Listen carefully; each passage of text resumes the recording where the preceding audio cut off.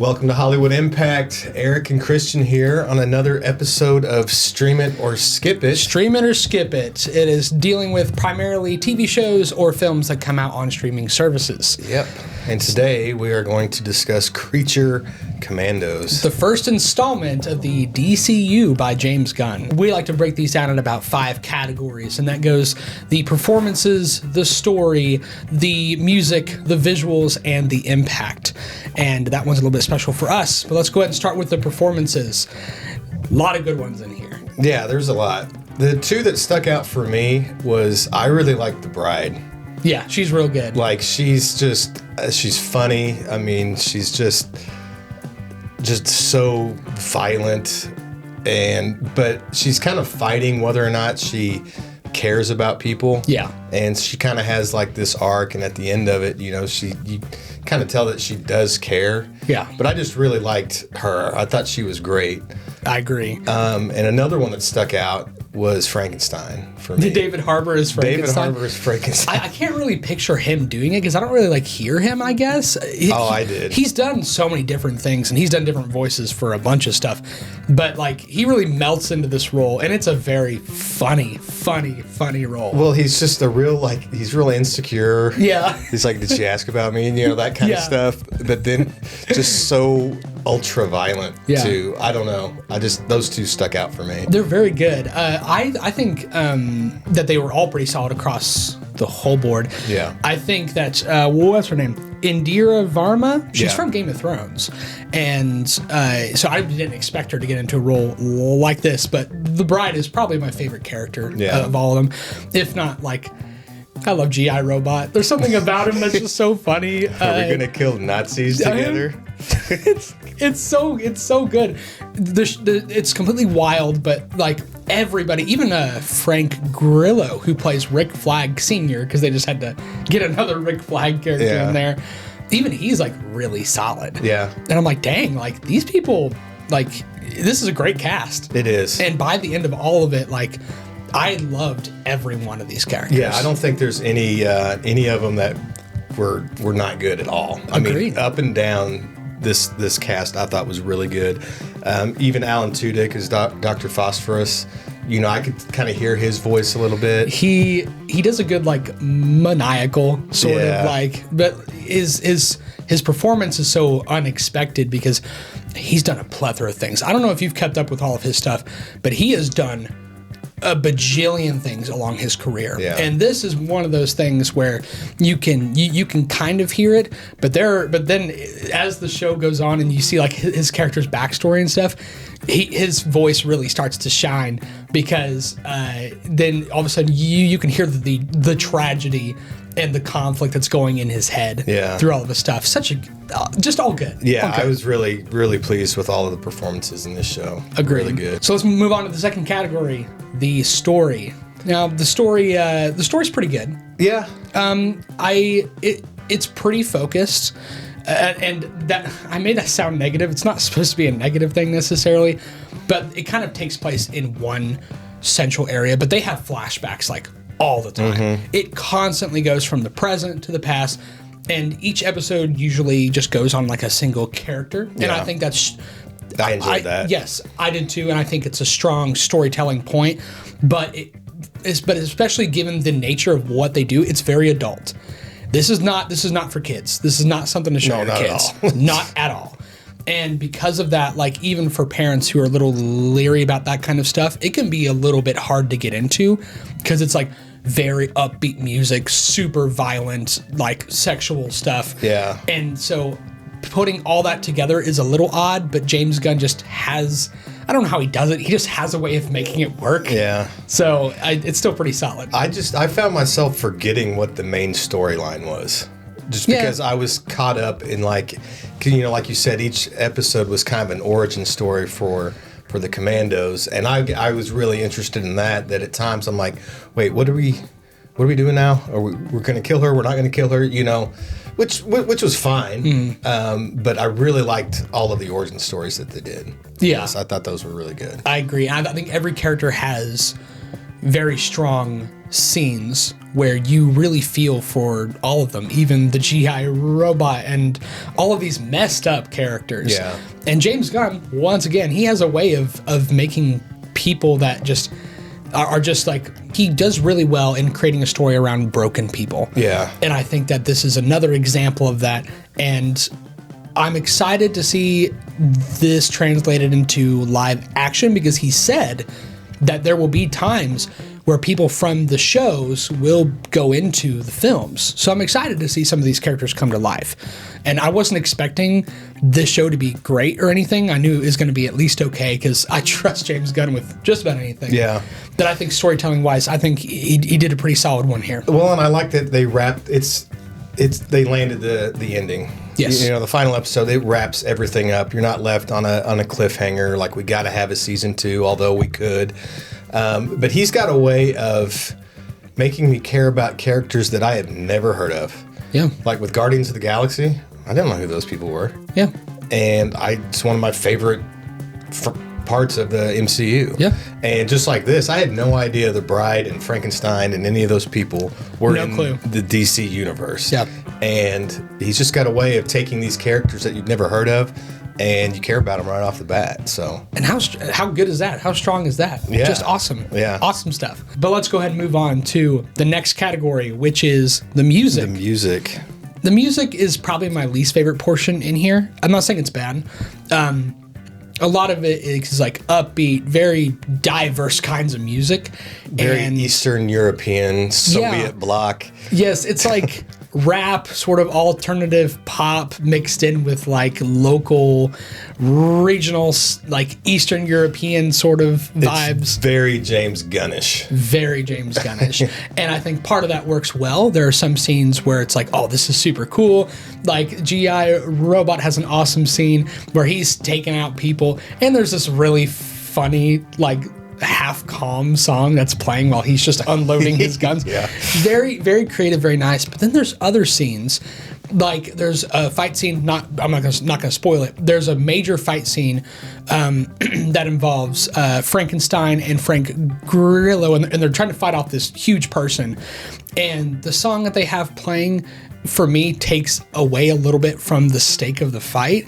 I get more distracted by the upbeat, fun song than I do realizing, like, oh, their lives are in danger. Like, this is a tough moment. And because of that, I think that there are a couple of moments where I'm like, you could have leaned more into the seriousness. You don't have to have a big, epic, like, fun strumming song every single time that someone throws a punch. You don't have to. Yeah, I liked it at first. I thought it was really catchy, but as the series progressed, I was like, okay, I was kind of getting over it a little bit. Yeah.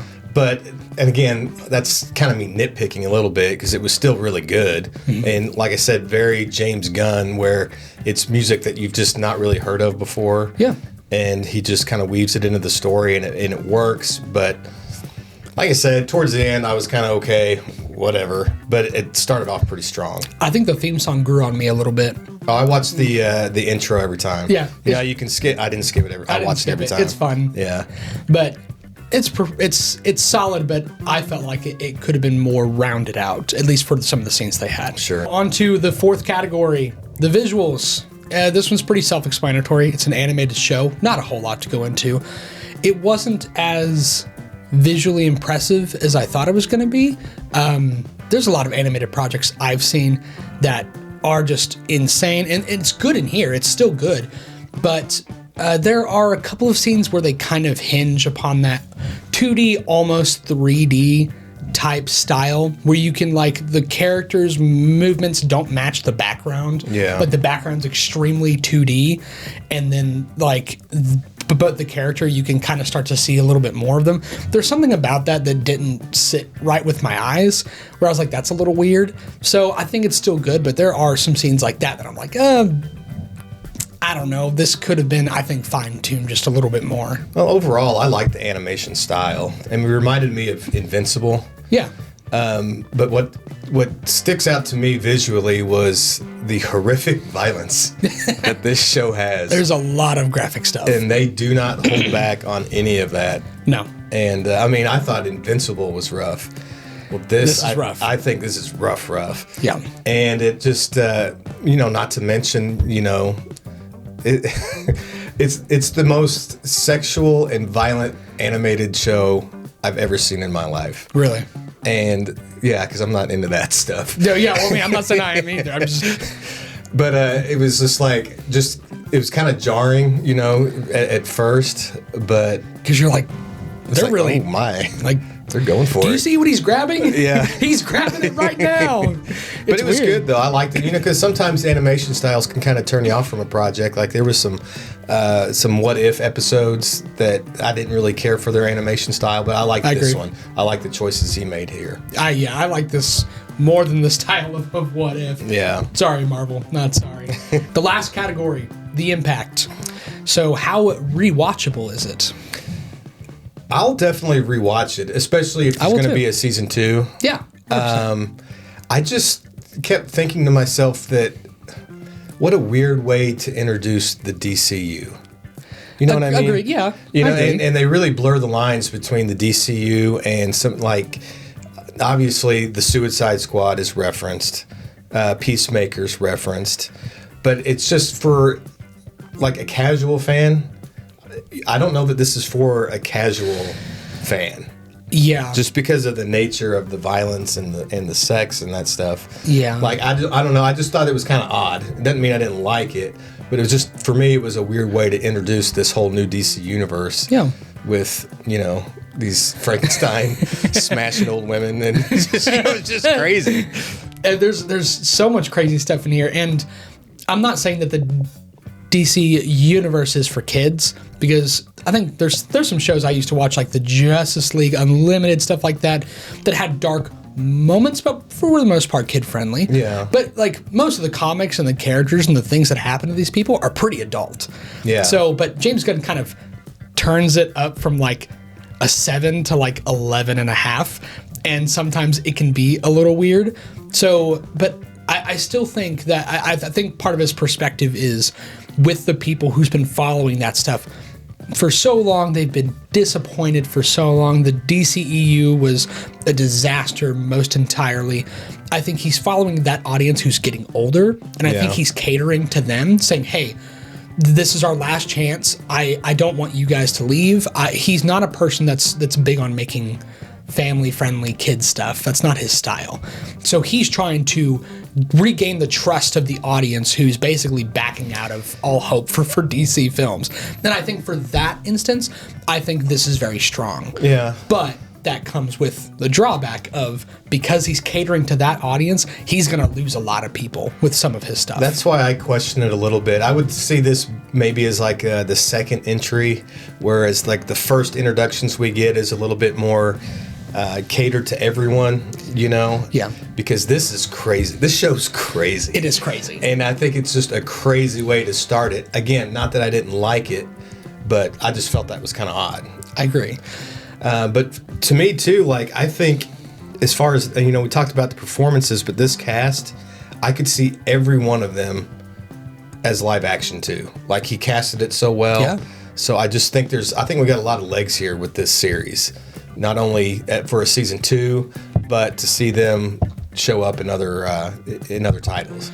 And it's interesting that he can introduce concepts and characters slowly through his shows that will show up in the films that we actually care about, as opposed to Marvel, who makes all these series and shows about characters that we don't really care that much about, or that only certain people care about. I feel like even if it's a little bit on the raunchy side, or the almost overbearing side, the characters at their core, like it's all a good story. Yeah. And I think that all the characters are, I hesitate to say lovable, but that's the word that's coming to mind. Like they're likable. So I think that it's pretty strong, and I think that most people our age or older will enjoy at least a portion of this. But I think that you should be careful who you're showing this around. Yeah, you're not going to watch it with mom. No, you're not watching it with mom. Not watching it with your kids, unless your kids are 18 or older, whatever. But either way, it's still pretty solid. It's still pretty good. So, should you stream this or skip it? So, I am going to say, as just a service to the fans out there, cautiously stream this because I'm telling you, it's crazy. All right, so if you are bothered by profanity and sex and violence, don't watch this if that bothers you. Yeah. If you're cool, stream it. Yeah. But I'm just saying, stream with caution. Stream with caution. Just to be fair, to let everybody know, this is not What If. This is not Justice League. Yeah. This is some crazy shit. This is not Teen Titans Go. No, this is not Paw Patrol. This is not any of that stuff. This is real. This is like, it's wild. It's extremely wild. I agree. I think you should stream this show. I think that it is super strong. There's a couple of things, obviously, that we've listed out that I think could have been rounded out a little bit more fine-tuned. But I think the chaotic nature of the show is both its greatest strength and its greatest weakness.